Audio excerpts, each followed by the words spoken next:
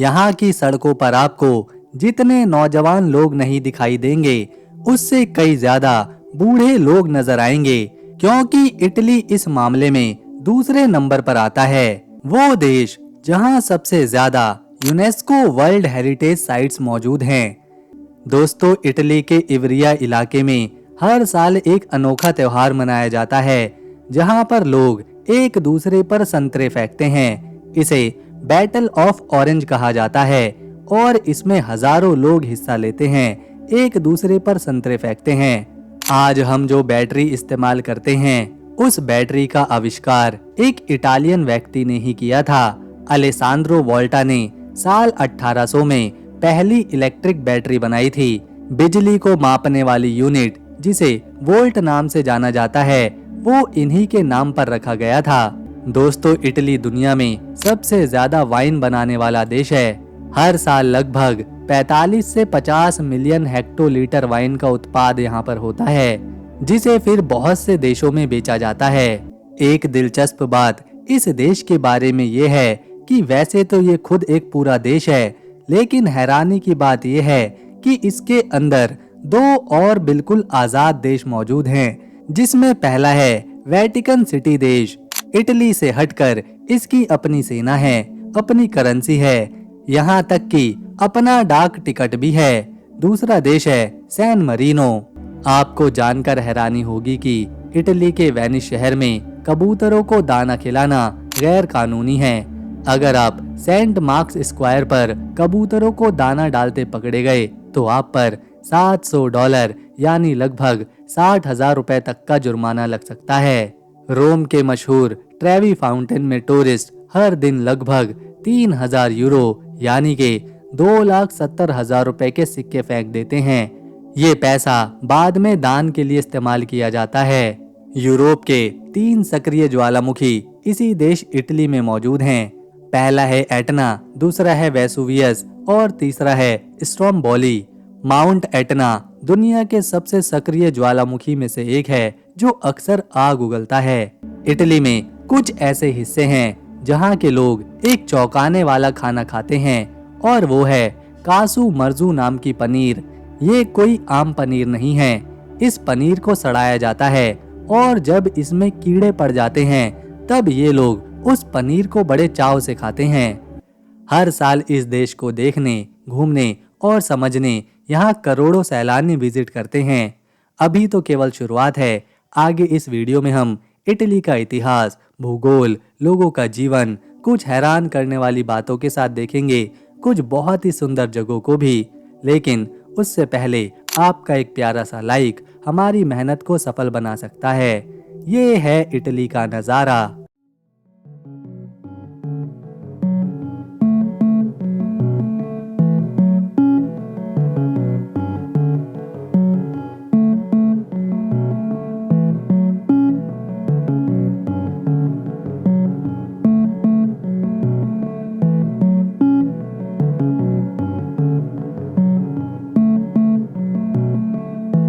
Italy का क्षेत्रफल 3,01,340 square kilometre का है, जो इसे क्षेत्रफल के लिहाज से दुनिया का 72वां बड़ा देश बनाता है। इसकी उत्तरी पश्चिम दिशा में फ्रांस देश है, उत्तर की तरफ स्विट्जरलैंड मौजूद है, उत्तर पूर्व की दिशा में ऑस्ट्रिया है और पूर्व की तरफ स्लोवेनिया देश।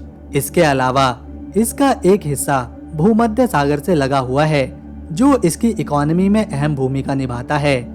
इसी समंदर से इटली दुनिया भर के देशों से संपर्क जोड़ता है और वहां का सामान लाता है और अपना ले जाता है। यहाँ के 6 करोड़ लोगों में 74% लोग ईसाई धर्म की एक ब्रांच कैथोलिक को मानते हैं, इसीलिए इन्हें रोमन कैथोलिक कहा जाता है। 3% में ईसाई धर्म की दूसरी ब्रांचेस को मानने वाले लोग हैं, जबकि यहाँ पर इस्लाम धर्म को मानने वाले 4% हैं। हिंदू यहाँ 1% की हिस्सेदारी रखते हैं। 0.5% में बौद्धिस्ट हैं और 17.5% में पुराने स्थानीय आस्था को मानने वाले लोग। इटली की आबादी लगभग 6 करोड़ के आसपास है, जिसमें से पुरुषों की आबादी 48.5% है और महिलाओं की संख्या 51.5%।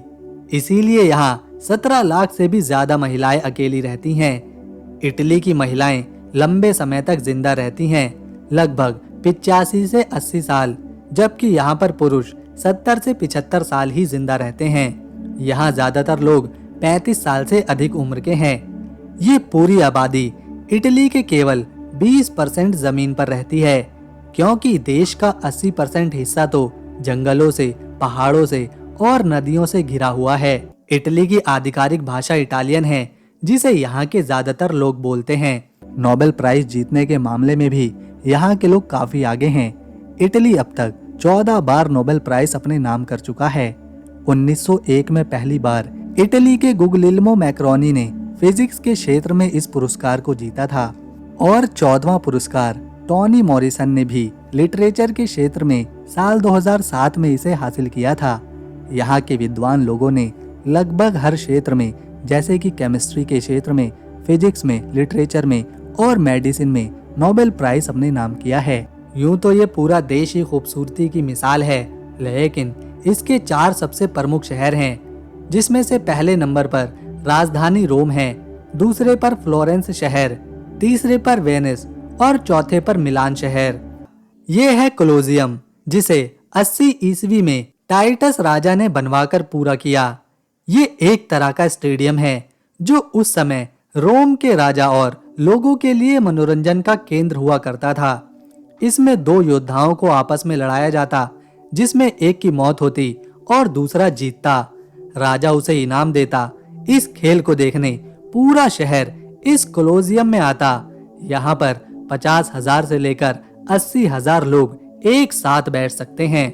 योद्धाओं की लड़ाई के अलावा जानवरों की लड़ाई और दूसरे खेल भी इस कोलोजियम में खेले जाते थे।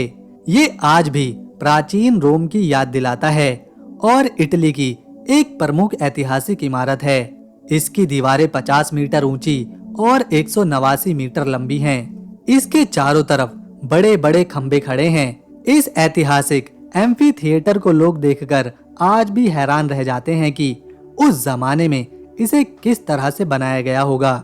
ये है पोंटे वेकियो नाम का इटली में सबसे प्रसिद्ध ब्रिज, जो कि इटली के फ्लोरेंस शहर में मौजूद है। ये ब्रिज 1345 में बनाया गया था। इसकी लंबाई 98 फीट है और आज भी इसका इस्तेमाल शहर के लोग कर रहे हैं।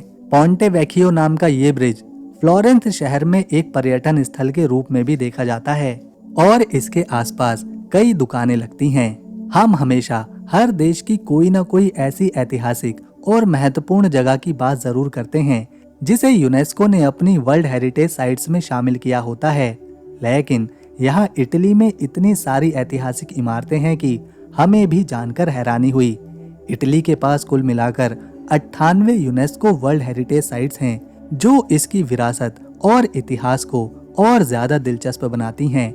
जिनमें से एक वर्ल्ड फेमस है रोम का कोलोजियम। ये है इटली की राजधानी रोम।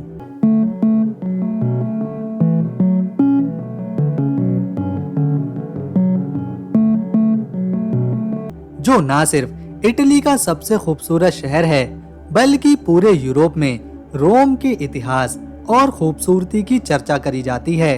इस शहर को 1753 ईसा पूर्व में बसाया गया था। यहाँ 2 भाई थे, एक का नाम रोमुलस था और दूसरे का रेमस। रोमुलस का अपने भाई से किसी बात से झगड़ा हुआ और उसने अपने भाई को मार दिया, जिसके बाद रोमुलस रोम नाम की इस जगह पर पहुंचा।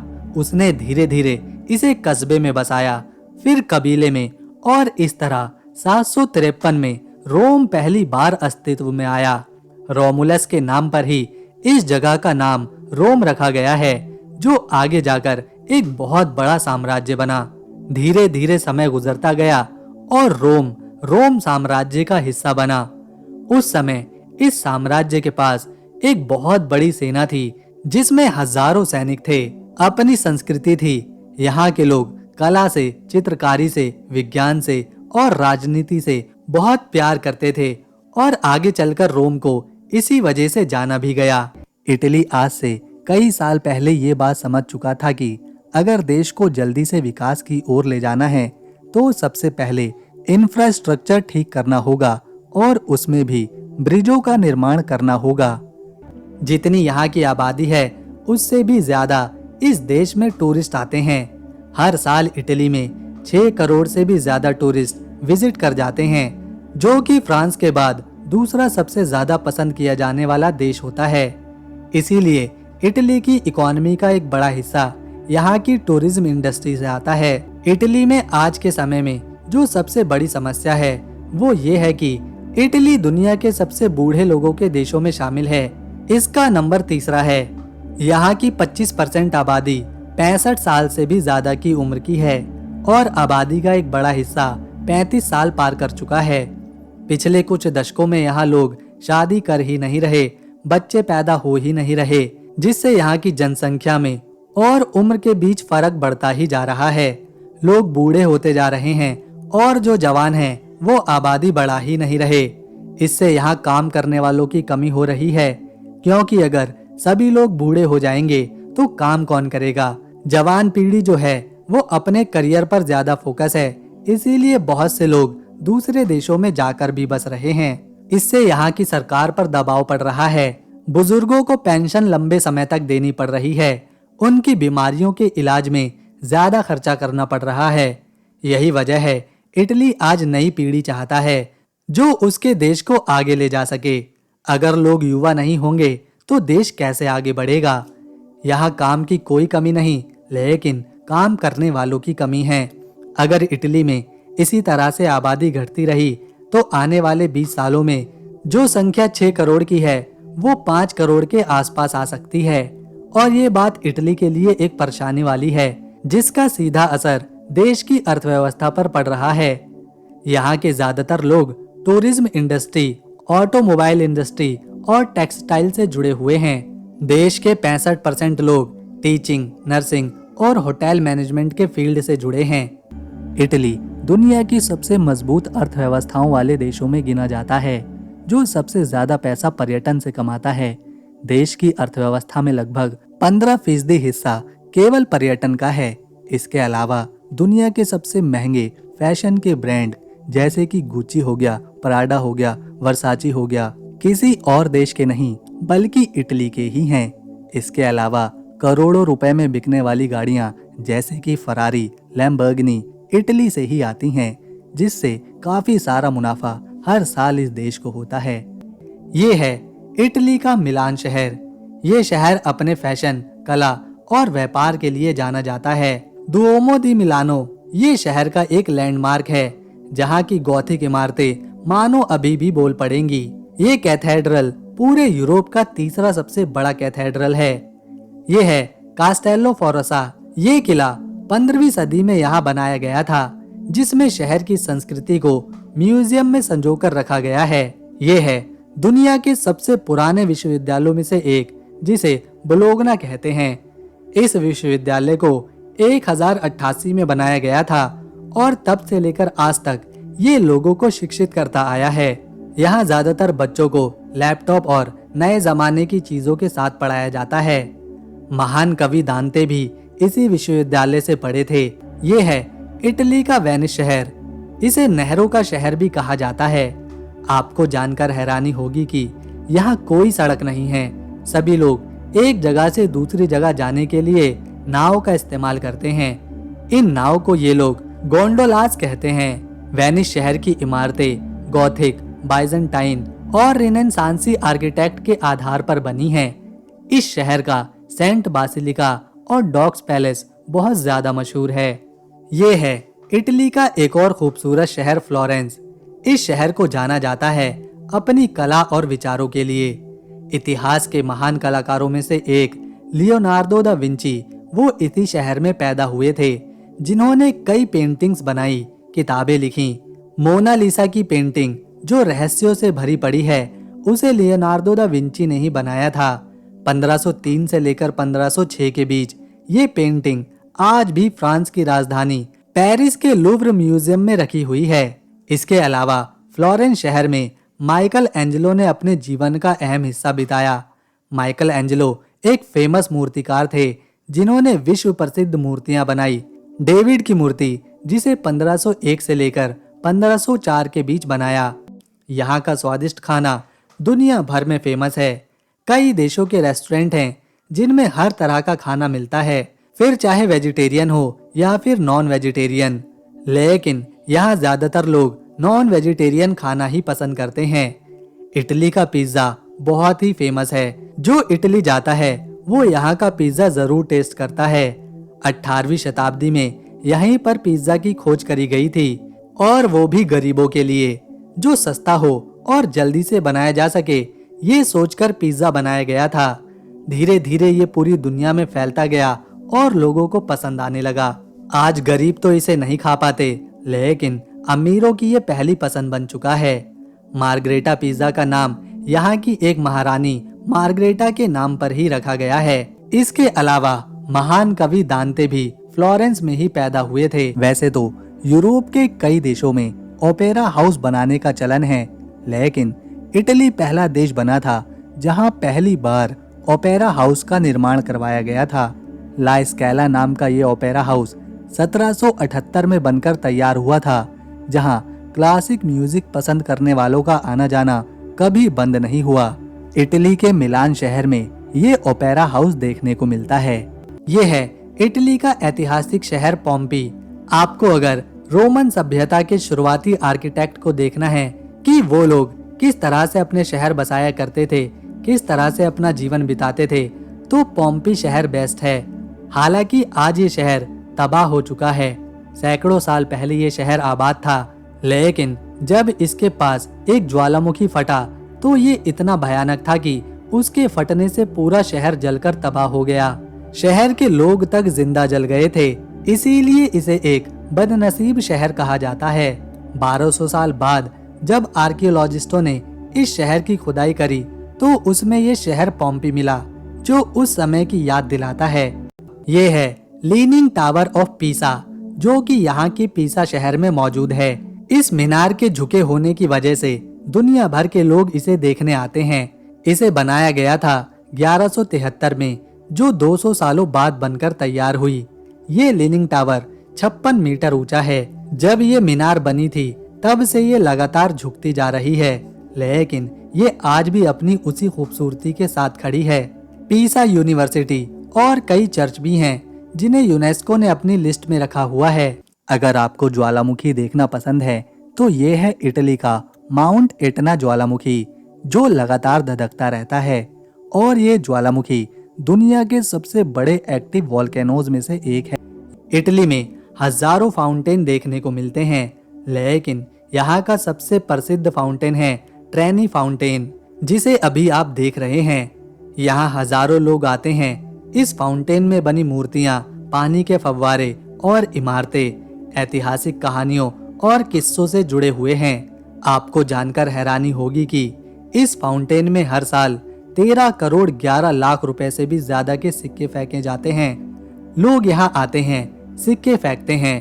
हर एक दिन में ट्रेनी फाउंटेन में 3,59,000 रुपए के सिक्के यहाँ पर आने वाले लोग फेंक देते हैं। इसके पीछे की वजह बताई जाती है कि सिक्का फेंकने से वो रोम अपनी जिंदगी में दोबारा आएंगे। 1472 में इटली ही वो पहला देश बना था जिसने आधुनिक बैंक की शुरुआत करी थी। बैंक का मोंटे डी पाशी दी सिएना नाम का बैंक आज से 600 साल पहले इटली ने आधुनिक रूप से खोला था, और तब से ही दुनिया भर में बैंक्स खुलने की शुरुआत हुई थी। तो हमारी मेहनत को सफल बनाने के लिए इस वीडियो को एक लाइक दे, शेयर करें और चैनल को सब्सक्राइब करना ना भूलें। इससे हमारी मेहनत कामयाब हो जाएगी। हम मिलेंगे नेक्स्ट वीडियो में, तब तक अपना ख्याल रखें। नमस्कार।